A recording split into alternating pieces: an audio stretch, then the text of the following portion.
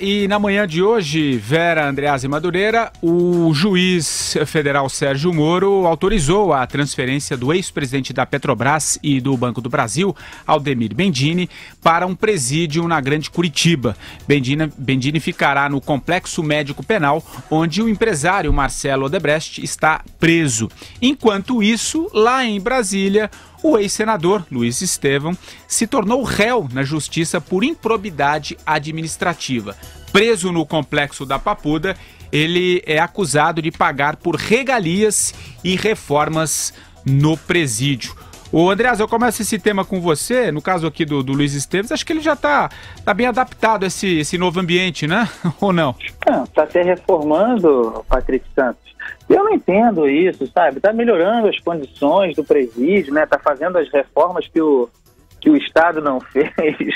A verdade é essa, é superpopulação carcerária de colarinho branco. Quem diria que veríamos isso, né?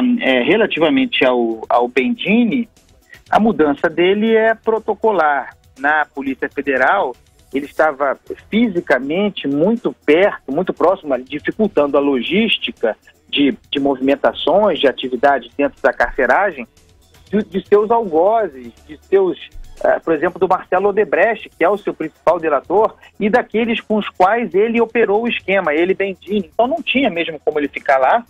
Vai para Pinhais, né? Como é que é? Acho que é isso aí. Uhum. Vai para Pinhais, lá onde está Eduardo Cunha. Então, tá tudo em casa para o Bendini. Vera. Sobre essas mudanças aí, são meramente logísticas, acho que a gente não tem muito o que discutir, mas eu andei conversando sobre essas delações do Eduardo Cunha e do nosso amigo Lúcio Bolonha Funaro, no período que eu tive em Brasília. E eu senti que elas estão andando com bastante dificuldade, Patrick. E também a delação do Palocci, que essa parou de vez. Perguntei para vários procuradores a respeito disso. Cadê a delação do Palocci? Cadê a delação do Palocci?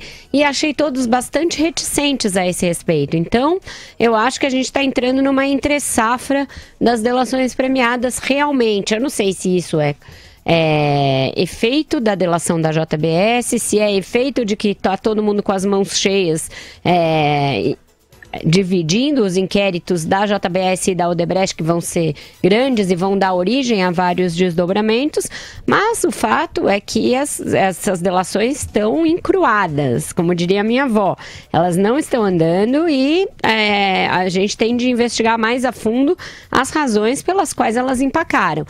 É só porque elas não têm provas? É só porque elas se assemelham muito às delações que caíram em desgraça ali, que são vistas hoje como erros, como a delação do Sérgio Machado? Impressionante como em Brasília existe um consenso de que essa foi uma delação mal feita, mal aceita. Mesmo ministros do Supremo fazem uma meia-culpa de que ela não deveria ter sido homologada, porque ela não tem nada de prova, que lá na frente ela pode sim ser anulada. Então, não se sabe se aumentou o crivo do critério, se aumentou a exigência depois que o Supremo se debruçou mais sobre o caso, ou se tem alguma razão a justificar que se tenha pisado no freio das delações. No caso do Palocci, eu suspeito mais dessa segunda razão. Eu acho que tinha muita gente operando para que ele não delatasse, e aproveitou-se aí que o foco mudou para fazer esse convencimento em cima dele. Eu estou achando que não vai sair coelho desse mato. A gente está fazendo o contato novamente com o Marcelo Madureira, que a gente perdeu o contato. Vai você, Andreasa. Eu acho que a Vera tem razão, acho que é um misto, né, das duas coisas. A gente já falou aqui que, primeiramente, o escândalo em que consistiu a delação da JBS e o modo como o próprio Supremo, mesmo que mantendo aqueles termos, chamou para si a revisão daquilo, aquela sessão histórica importantíssima.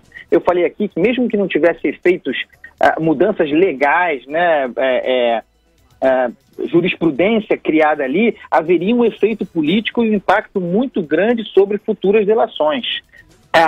Representou um freio, um cuidado, acho que sobretudo nos casos do Eduardo Cunha e do Lúcio Funaro. Eles teriam uma delação a fazer nos mesmos moldes do Joesley Batista. mas sem apresentar materialidade, prova suficiente. No caso do Palocci, eu concordo com a Vera. É evidente que existe também a presença desse certo medo, essa certa trava. Mas eu acho, sobretudo, que foi por muita operação, muita gente trabalhando para que ele, Palocci, não fizesse a delação. Acho que a leitura da Vera é corretíssima, exatamente por aí. Essas duas coisas são muito importantes e vão continuar funcionando. A delação do Sérgio Machado é um escândalo, minha gente. E é evidente que lá na frente isso será questionado. É evidente que há uma fraqueza aí, que abre uma brecha para que a Lava Jato se enfraqueça ainda mais. Os nomes desses responsáveis precisam ser dados. Quem homologou a delação do Sérgio Machado foi o finado Teoriza Vasque. Já era o Janot, o Procurador-Geral da República. É duro ter que dizer isso, mas se o Supremo reconhece informalmente que essa delação foi pessimamente feita e que a homologação dela foi um equívoco, é um sinal de que o bicho vai pegar lá na frente. Um ouvinte nosso aqui, o Hélio, está cobrando no chat uma coisa que eu questionei a 2 ministros do Supremo. Afinal, e a tal força-tarefa que a ministra Carmen Lúcia havia anunciado para ajudar o ministro Edson Fachin a esmiuçar os inquéritos da Lava Jato? Ouvi 2 explicações diferentes.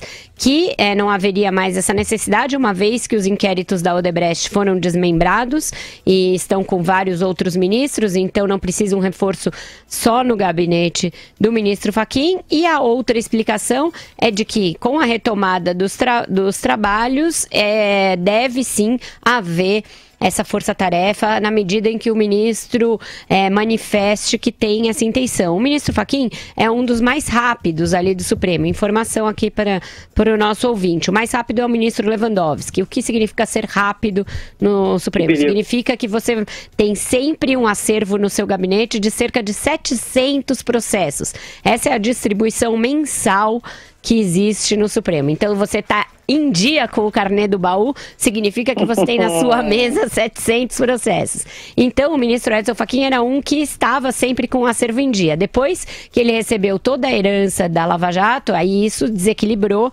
Hoje em dia, ele tem muito processo da Lava Jato e está com dificuldade de colocar o trabalho em dia. Ainda assim, é considerado um gabinete organizado, tá?